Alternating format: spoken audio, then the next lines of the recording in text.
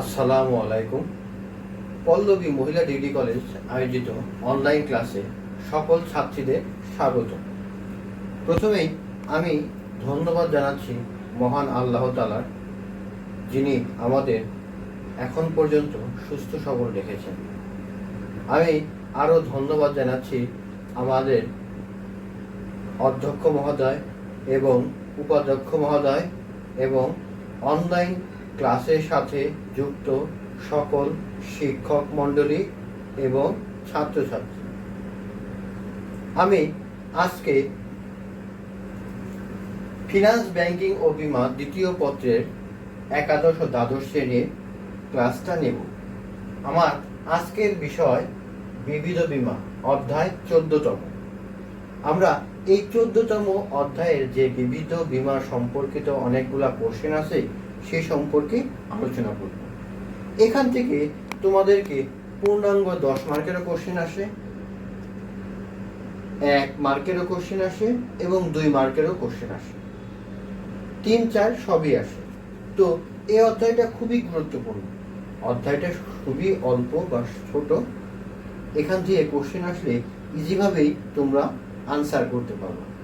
তো প্রথমেই আমরা এই বিবিধ বীমার প্রথমে যেটা আসে সেটা হলো দুর্ঘটনা বীমা।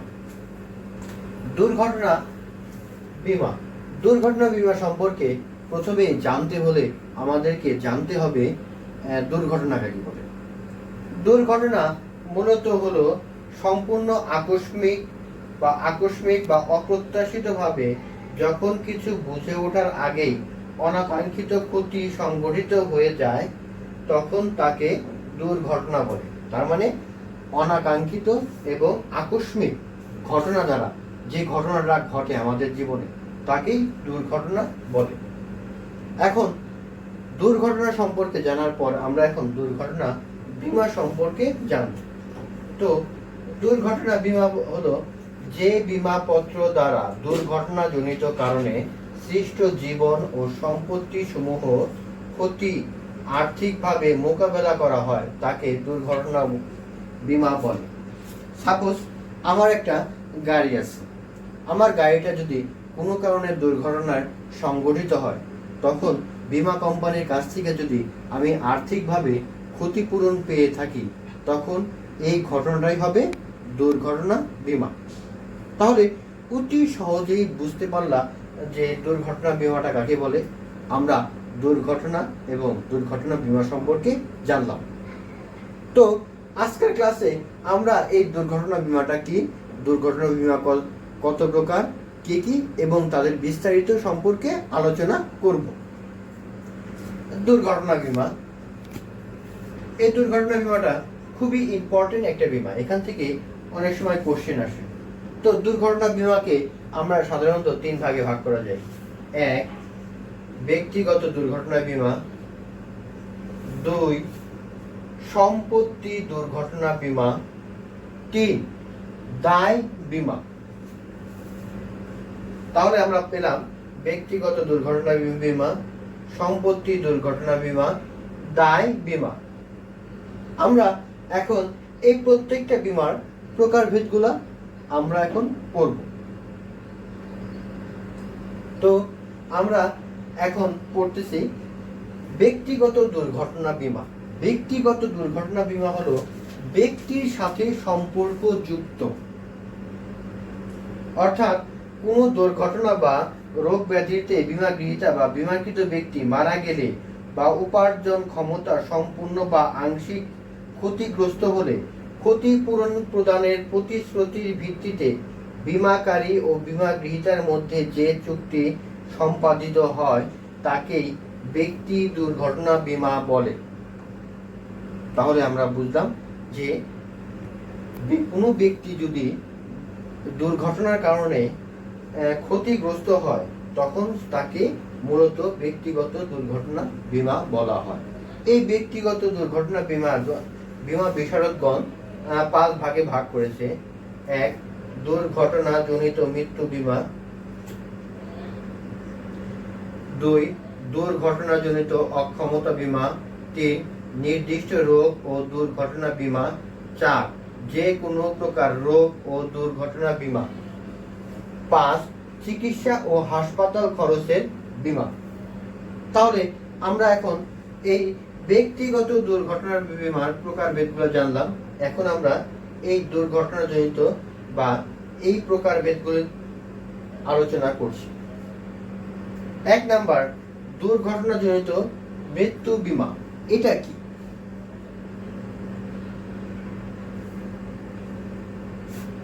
দুর্ঘটনাজনিত মৃত্যু বীমাটা হলো এমন এক বীমা যেখানে বীমা চুক্তিতে উল্লেখিত ঘটনাসমূহের কারণে কোনো ব্যক্তি যদি কোনো কারণে মৃত্যু হয় তখন তাকে এই দুর্ঘটনাজনিত মৃত্যু বীমা বলা হয়।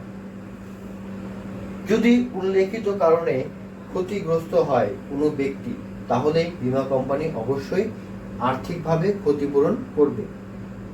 কিন্তু যদি অন্য কোনো কারণে বা অন্য কোনো ঘটনার কারণে ক্ষতিগ্রস্ত হয়, তাহলে বীমা কোম্পানি এখানে ক্ষতিপূরণ প্রদান করবে না। 2 নাম্বার, দুর্ঘটনা জনিত অক্ষমতা বীমা। অর্থাৎ এই বীমার আওতায় কোনো ব্যক্তি যদি কোনো কর্মক্ষেত্রে কোনো কারণে অক্ষমতা বা কার্যক্ষমতা হারিয়ে ফেলে বা পঙ্গুত্ব বরণ করে, তাহলে এই বীমার আওতায় সে বীমা কোম্পানি ক্ষতিগ্রস্ত বা ক্ষতিপূরণ আর্থিকভাবে প্রদান করবে। এখানে দুর্ঘটনা বীমার ক্ষেত্রে সম্পূর্ণ এবং আংশিকভাবে এটা ক্ষতিপূরণ করে থাকে। 3 নাম্বার, নির্দিষ্ট রোগ ও দুর্ঘটনা বীমা। আমাদের জীবন বিভিন্ন প্রকার রোগ বালায়ের আওতাভুক্ত। এখন আমি আমার জীবনের নির্দিষ্ট প্রকার রোগ এবং দুর্ঘটনার যে বীমা, এর মাধ্যমে যদি আমি আর্থিকভাবে ক্ষতিগ্রস্ত হই, তাহলে আমি এই বীমার আওতায় আমি ক্ষতিপূরণ পাব।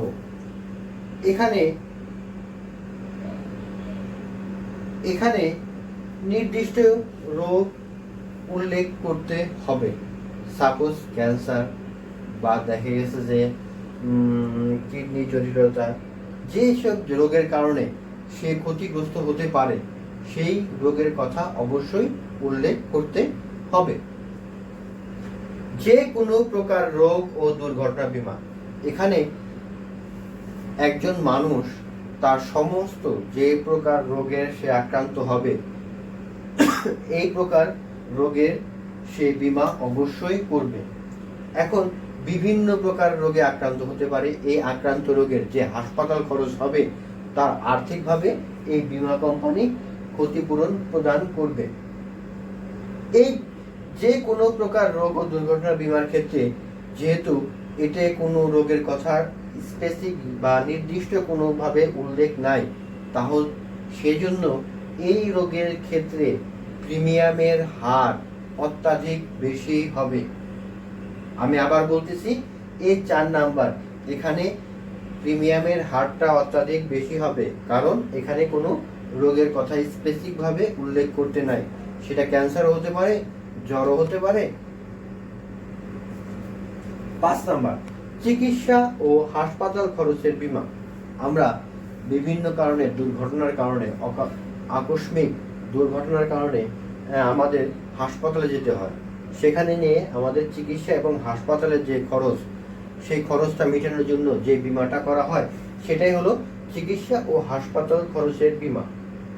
অর্থাৎ কোনো ব্যক্তি যদি কোনো কারণে সে হাসপাতালে যে ভর্তি হয়, তার আইসিইউ সাপোর্ট লাগে, তার এনইউসি সাপোর্ট লাগে, তাহলে অনেক খরচ হয়ে যায়। সাধারণত এই সব খরচ মেটাতে গেলে দেখা যাচ্ছে যে 4-5 লাখ বা 10 লাখ টাকাও পর্যন্ত খরচ হতে পারে। তাহলে আমি যদি এরকম একটা বীমা করে রাখি, তাহলে আমি বীমা কোম্পানির কাছ থেকে আর্থিকভাবে এই পরিমাণ টাকাটা অবশ্যই পাবো। তাহলে আমরা ব্যক্তিগত দুর্ঘটনা বীমা সহজেই বুঝতে পারলাম। এখানে আছে দুর্ঘটনাজনিত মৃত্যু বীমা, দুর্ঘটনাজনিত অক্ষমতা বীমা, নির্দিষ্ট রোগ ও দুর্ঘটনা বীমা, যে কোনো প্রকার রোগ ও দুর্ঘটনা বীমা, চিকিৎসা ও হাসপাতাল খরচের বীমা।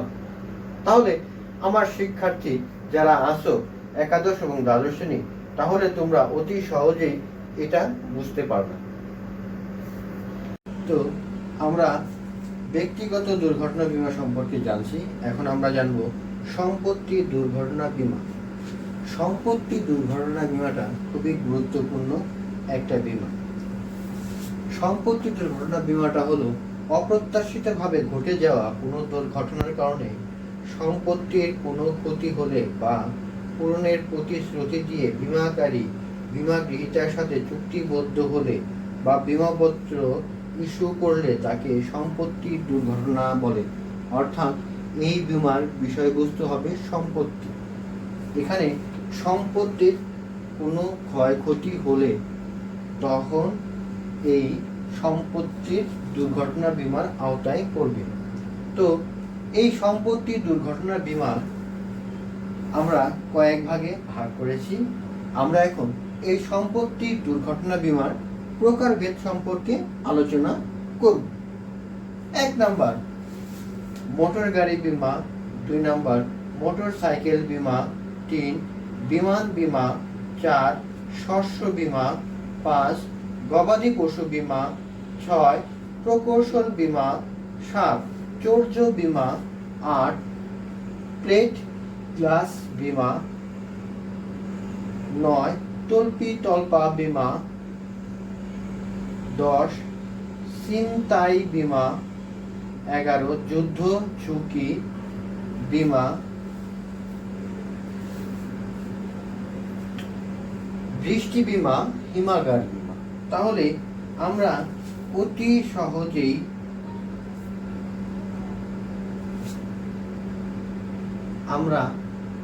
সহজেই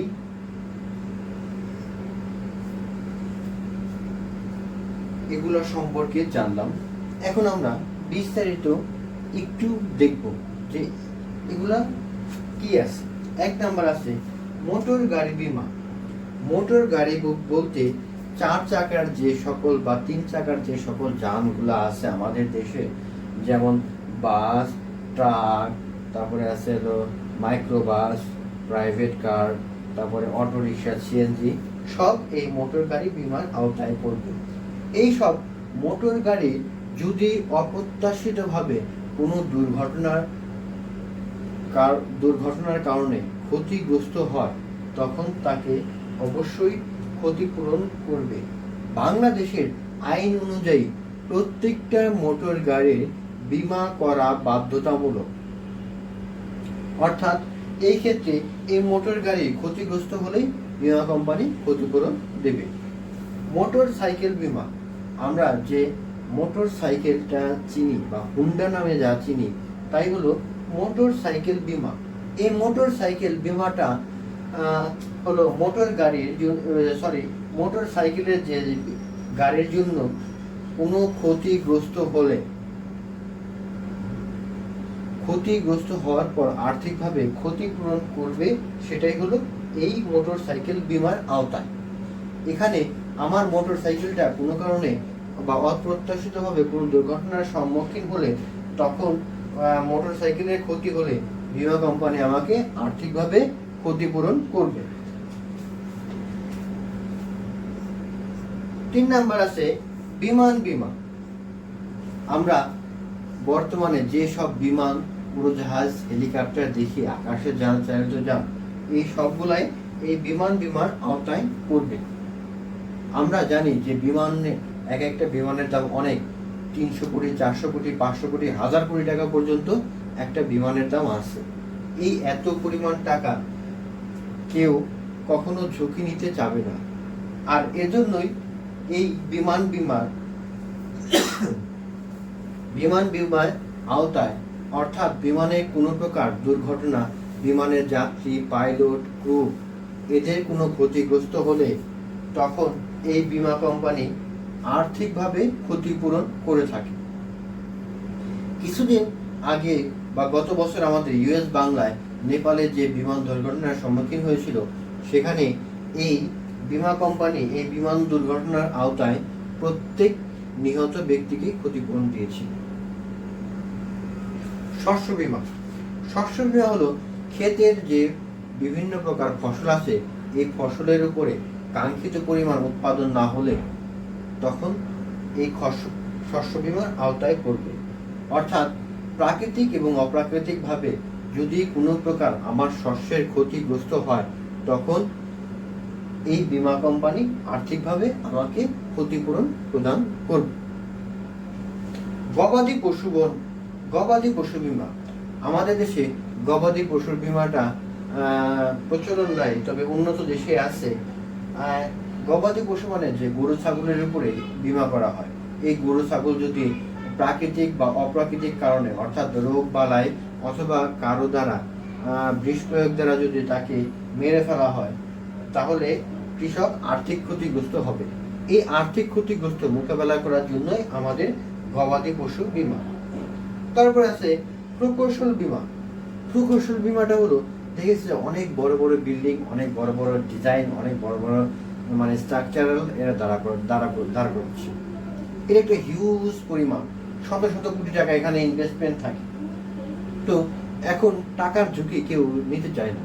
যদি এই প্রকৌশল বীমার ক্ষেত্রে কোনো বিল্ডিং এর বীমা করা থাকে, বা 100 তলা একটা বিল্ডিং করতেছে, এই বিল্ডিং এর বীমা করা রাখলে তাহলে এখানে আর্থিকভাবে ক্ষতিপূরণ পাওয়া সম্ভব। চর্য বীমা বলতে আমরা চুরিকৃত বীমা, বা সরি, আমার বাসায় যদি কখনো চুরি সংঘটিত হয়, সেরকম এর আর্থিকভাবে ক্ষতি মোকাবেলা করার জন্য যে প্রতিদান আমি পাবো, সেটাই হলো এই চর্য বীমা। চর্য বীমা হলো কেউ কোনো বাসা থেকে, বা আমাদের কোনো বাসায় চুরি হলো, বা আমার গাড়ি চুরি হলো, এই চুরি হওয়ার থেকে রক্ষা করার জন্য যে আর্থিকভাবে খুব ক্ষতিপূরণ করা হয়, তাই হলো চর্য বীমা। তারপরে আছে প্লেট গ্লাস বীমা।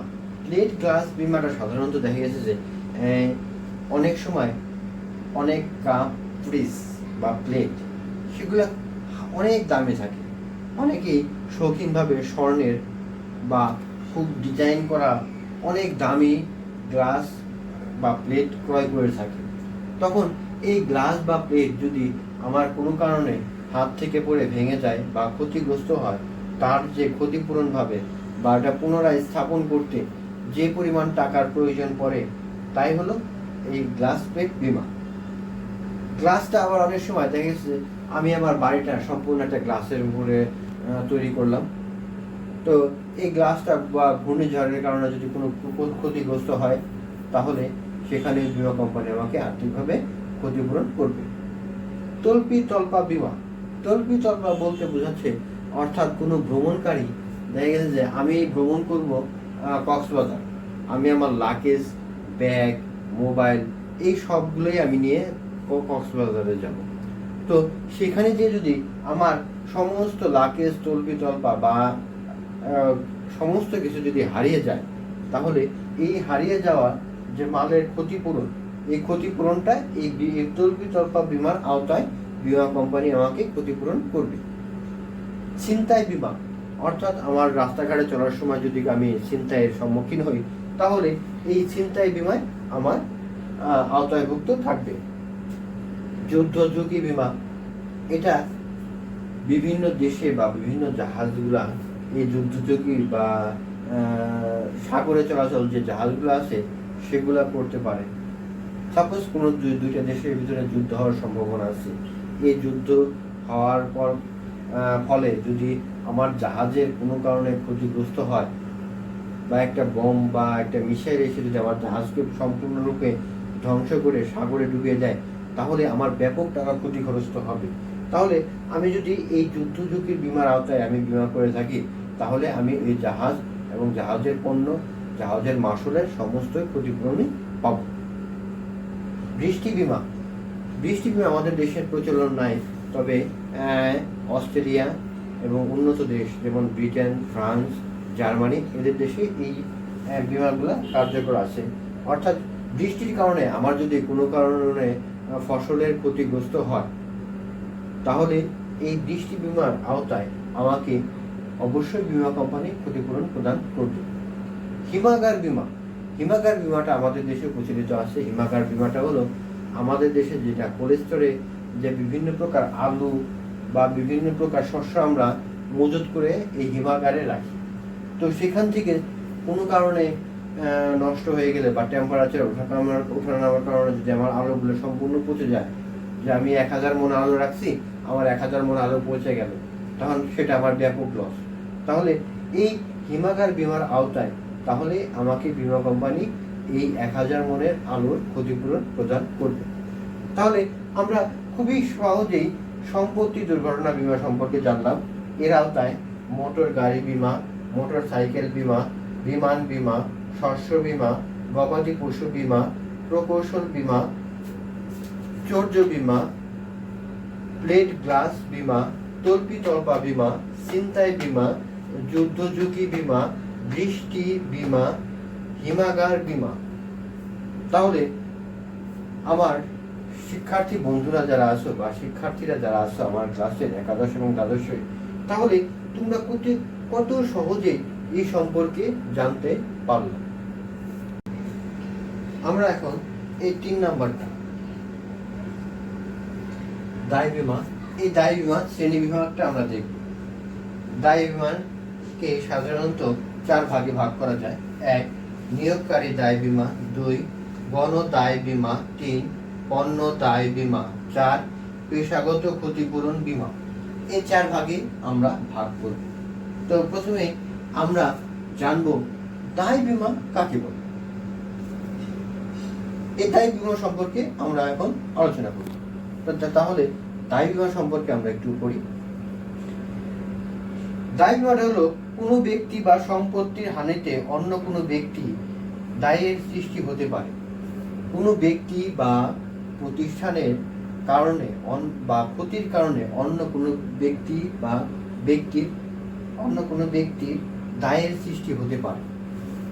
তো দায়ী ব্যক্তি তার দায় বীমা কোম্পানির উপর বর্তনের উদ্দেশ্যে যে বীমাপত্র সংগ্রহ করে তাকে দায় বীমা বলে। অর্থাৎ একদম যে আমার দায় আমি এড়ানোর জন্য যখন আমি বীমা কোম্পানির সাথে চুক্তি করব তখন তাকে দায় বীমা বলে। এই দায় বীমার সাথে আমরা 1, 2, 3, 4 এই 4 ভাগে ভাগ করা যায়। নিয়োগকারী দায় বীমা, গণ দায় বীমা, পণ্য দায় বীমা, পেশাগত ক্ষতিপূরণ বীমা।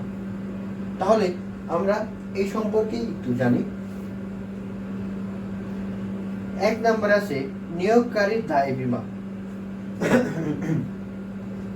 নিয়োগকারী দায় বীমাটা কি? আমরা বিভিন্ন ব্যবসা প্রতিষ্ঠান বা কলকারখানায় আমরা শ্রমিক নিয়োগ করে থাকি। এই শ্রমিক নিয়োগের ফলে আমাদের এখানে একটা দায় সৃষ্টি হয়ে যায়। কিভাবে হয় আমি একটু বুঝাই দিতেছি। শিল্প কারখানায় কর্মরত অবস্থায় কোনো দুর্ঘটনা বা শিল্প সংক্রান্ত রোগের আক্রমণের দ্বারা কোনো শ্রমিকের মৃত্যু বা জখমপ্রাপ্ত হলে তার ক্ষতিপূরণের দায় আইন অনুযায়ী মালিকের উপরে বর্তায়।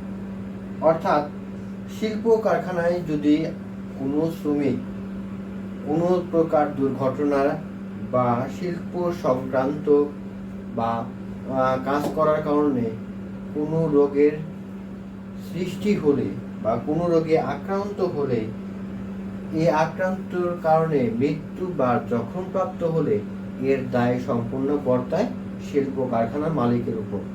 মালিক এরকম দায় এড়ানোর জন্য যে বীমা গ্রহণ করে থাকে তাই হলো নিয়োগকারী দায়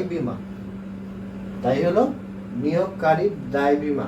এখানে একটা কথা মনে রাখবা, এখানে দুর্ঘটনা এবং শিল্প সংক্রান্ত রোগ, অর্থাৎ বিভিন্ন কাজের ফলে, যেমন কেমিক্যাল গোডাউনের কাজের ফলে আমার ঘাও হয়ে যেতে পারে। তারপরে হলো অনেক সময় বিভিন্ন ওষুধের এখানে বিভিন্ন প্রকার কেমিক্যাল ব্যবহৃত হয়, সেখানে কাজ করার জন্য শ্বাসকষ্ট হয়ে যেতে পারে। এই সম্পূর্ণ দায় বর্তাবে এই নিয়োগকারীর উপরে। তাহলে মালিক এই অবস্থা থেকে বাঁচার জন্য যে পন্থা অবলম্বন করবে তাই হলো নিয়োগকারী দায় বীমা। 2 নম্বর গণ দায় বীমা। গণ দায় বীমাটা কি একটু পড়ি।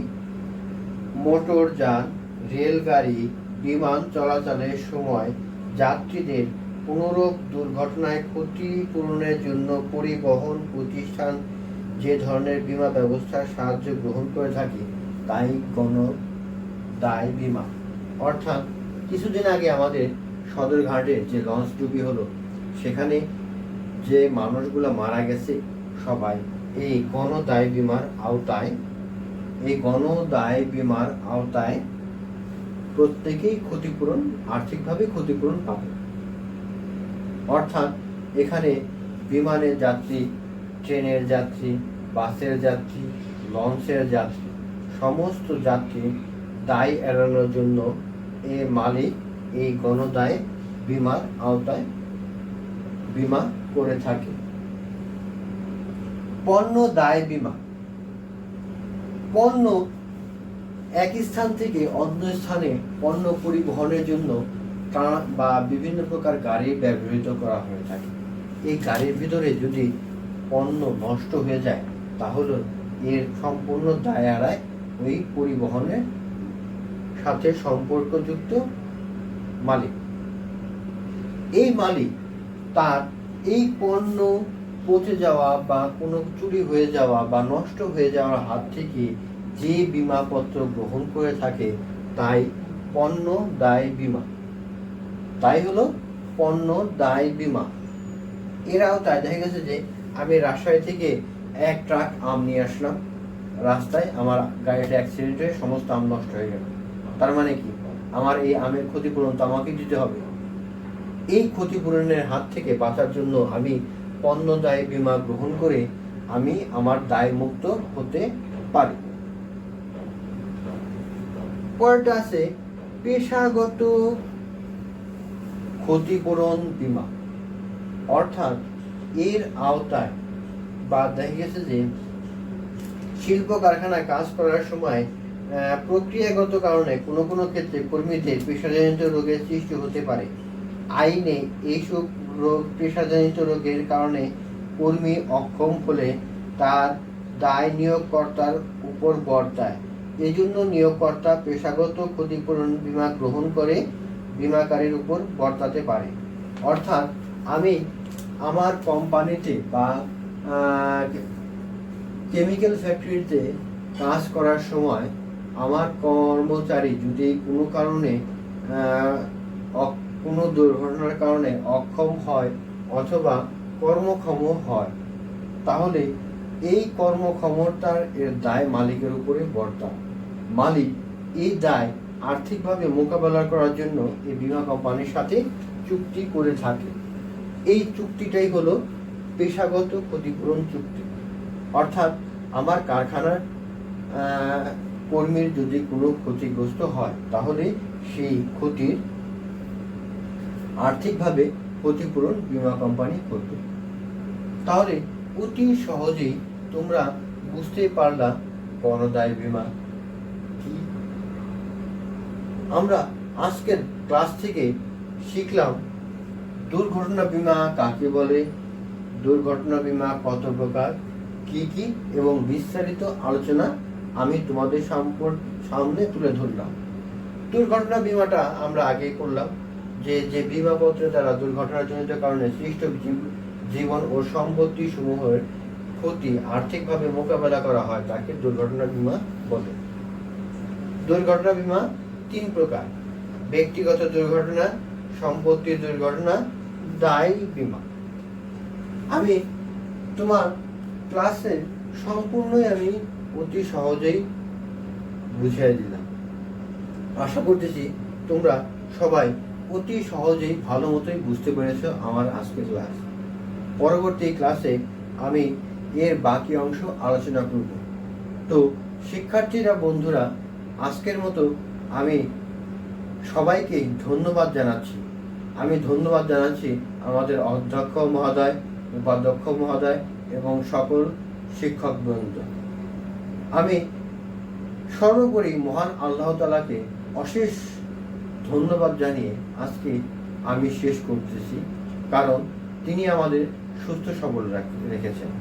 তো আজকের মতোই আমি আমার এই ফিনান্স ব্যাংকিং ও বীমা দ্বিতীয় পত্রের 14তম অধ্যায়ের বিবিধ বীমা সম্পর্কে আজকে প্রথম পর্বে এখানেই সমাপ্তি ঘোষণা করছি। ভালো থাকবে সবাই, ঘরে থাকো, সুস্থ থাকো, এই কামনাই করছি। আল্লাহ হাফেজ।